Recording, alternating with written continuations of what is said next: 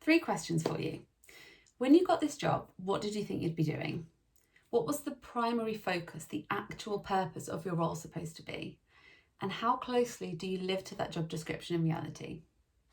For most people, and I can include my younger self in this too, it's disappointingly distant. There's always so much stuff to do, busy work I like to call it. Important, but not what you're supposed to be doing. People have questions, admin needs adminning, clients distract your attention from the work you're doing for them to give you more work. Maybe your team's under-resourced, so you have to step in to help. All totally understandable reasons for a time. But when you get to the point that you can't remember the last time you actually did a task from your proper to-do list, you realise how far away you are from your goals. I'm going to tell you a true story, and I'd love to know if this resonates with you. When I started working in account management, I had split priorities. I was supposed to be doing 80% account management, organically growing the revenue from one account, and 20% running events.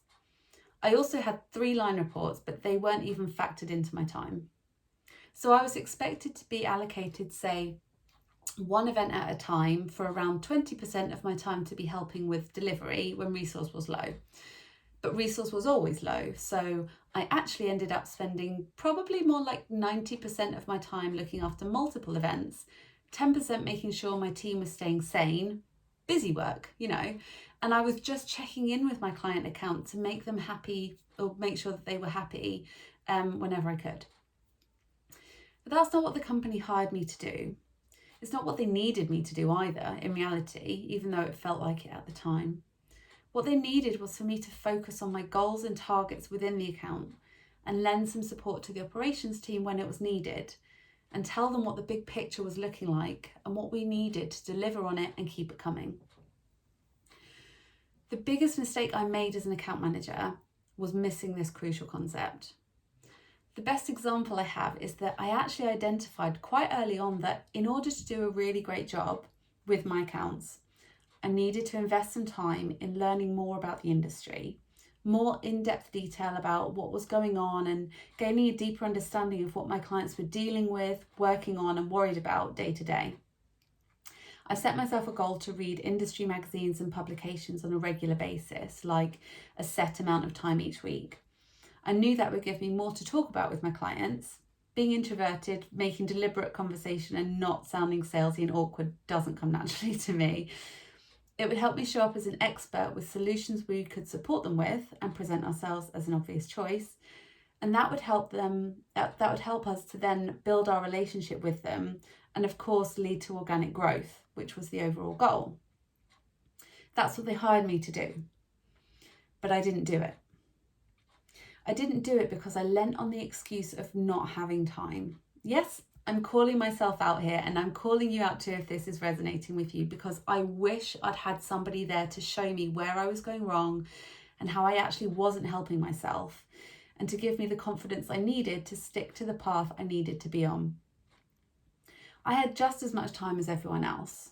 I chose to put my focus and attention into this busy work in areas where I felt I was more urgently needed, where I thought I'd be recognised for helping out as a senior team member. Actually, areas that I found easier. Because becoming a leader, stepping up into a new role has a learning curve. And as people, it's just the natural thing to lean towards the easier option, especially if you think the result will be better, at least in the immediate future. And this is probably a bit of an oxymoron actually, because I would pass up on reading a magazine to take on an event project because I was also holding on to beliefs that told me things like I needed to look like I was working hard to be recognised for my contribution, which is BS. But in fact, because running events was my previous experience, it was so much more in my comfort zone, so it felt like a much safer place to be. I was literally hiding under the word busy instead of getting out and actually doing my job. So I was busting an absolute gut, being all things to all people all the time, and then being ripped to shreds in review meetings because I hadn't hit my targets. And you want to know what the response was to, I haven't had time, they needed me. That's not what I asked you to do. You will never get promoted, rewarded, or recognised for not doing your job. As a leader, there will always be more responsibilities on your plate than just your day job. but 99% of the time your day job will be some sort of overviewing, forward-thinking, future planning. If you don't have that down, doing the rest won't help you. I'm going to share a client case study now with you because I think this is a perfect example of a very relatable situation and how to approach it much more effectively so you can do a better job and enjoy what you're doing more too. This client's role was to provide strategic support and planning on one particular client account, leading a team of medical writers to deliver on that strategy. What she found was that everyone was so busy and deadlines were so short that she was continually deprioritizing the strategy work, even though that was firstly what the client actually wanted and needed, and secondly, something that would give her, and therefore the company, a better insight into the growth of the account and help with resourcing so they could deliver it to such a level that would make the client more than happy and improve their reputation, which would then lead to more business. This particular client I loved working with. She's bright, ambitious, super smart, and really has a lot to contribute. But she was being really held back by the overwhelm and the frustration of not being able to get on with what she needed to do to shine and create impact in her work. She was afraid of the consequences of not mucking in and helping out with her team's workload of busy work, feeling guilty being the main one, seeing other people working flat out to deliver on something essentially very physical and working late. She was also worried of what people would think of her if she didn't drop everything to be a team player. But what she couldn't see was that a team is built up of different contributors with different strengths and different focuses. Compare it to a football team. This might be dangerous because I'm not a big football fan, but I think this will help with the context. The goalie stays at one end of the pitch by the goal the whole match. He doesn't run up and get involved with the ball midfield or start passing it around. His role in the game is to stop the ball going in the net when it comes at him. Nobody thinks any less of him, thinks he's no good or thinks he's not pulling his weight because he's not all over the pitch all the time. If he did that and wasn't there, defending the goal at the critical moment, or more importantly, didn't do a great job and let the goals in because he'd tired himself out running all over the pitch, that's when his reputation would sink. That's when he'd be letting himself and the team down. What this client uncovered was a new awareness that enabled her to give herself permission to focus on what she was there to do, rather than the busy work, and have faith that her contribution on that specific area was just as valuable as anything anyone else was doing. Oversight, strategic planning, and being available to support people in your team requires time and space. That means some days in your diary look pretty empty. It means that blocking out a chunk of time and not being available for a while so you can focus on one priority that requires a lot of concentration is necessary.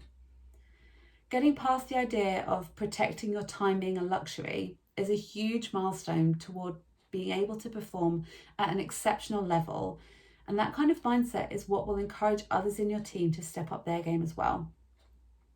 So how can you make sure that you're doing the thing when there are so many other things to be done in this busy work? First, you need to know what it is, set yourself clear goals and protect your time. Second, you have to understand just how important that work is, how valuable you are to the company being the one in the position to do it, and defend that value to the bitter end. Don't sell yourself short of what you're capable of by getting bogged down with things that aren't yours to do. Take action to set your team up for success and then trust them to deliver. And take action if they don't. You're in the position you are because you have the ability and the experience to do more, to lead people forwards, to achieve great things, and most likely to support people along their journey to join you in their development too. I know you never want to let your team down. You're still watching this video, so this is probably something you worry about, and I'm the same. But you can help them more by doing what you're there to do. Remember the reasons for it. Give yourself the permission to keep moving forward and keep growing by working on what's meant for you, being bold enough to speak up for its value, and passing on busy work that's not your responsibility, even when it feels really hard to do so. Thank you so much for watching this video with me. I hope that you enjoyed it and found it useful. Please give it a like and don't forget to subscribe.